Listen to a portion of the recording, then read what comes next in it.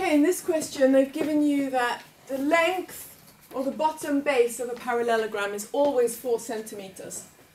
And they want you to draw it in your books, a parallelogram that has an area of 8 centimeters squared. Well, the area of a parallelogram is given by the formula of the base multiplied by the perpendicular height, and that's the formula. So we know the base here. In this case, the base is 4, and we know that the area is 8. So we don't know what the perpendicular height is.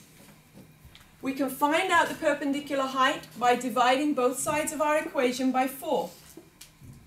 If we divide 8 by 4, we get 2. And we divide 4 by 4, we get 1. So we get what the perpendicular height is. So we know that the perpendicular height must be 8 divided by 4, which is 2 centimeters. So we have that the perpendicular height here is 2 centimeters. So we know that the height here is 2 centimeters. Okay? And it doesn't matter how we draw this parallelogram. We can decide to draw it almost looking like a square. As long as the perpendicular height is 2 centimeters, it doesn't matter that it looks like this, that it's only slightly tilted, or if it looks like this, where it's really, really, really skew-if. As long as this height here is 2 centimeters and the base is 4, sorry, we do need the base of 4, we will have the area of this parallelogram as being 8 centimeters squared. So you can decide yourself what angle you have here.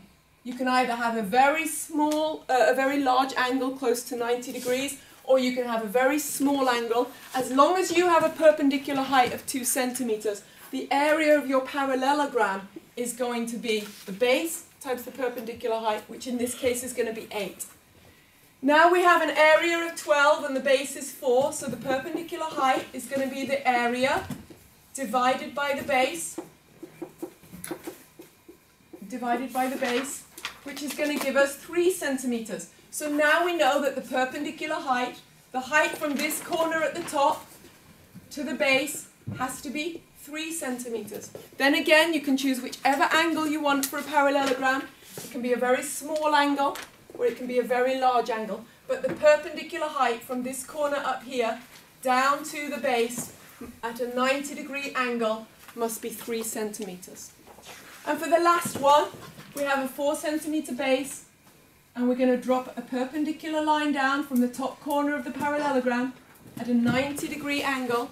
And as long as we make this one 4 centimeters, 4 centimeters times 4 centimeters is 16 centimeters. So the area of that parallelogram is going to be 4 times 4 centimeters times centimeters, which is 60 centimeters squared. So if you know the area, you can divide it by the base, and it will give you the perpendicular height.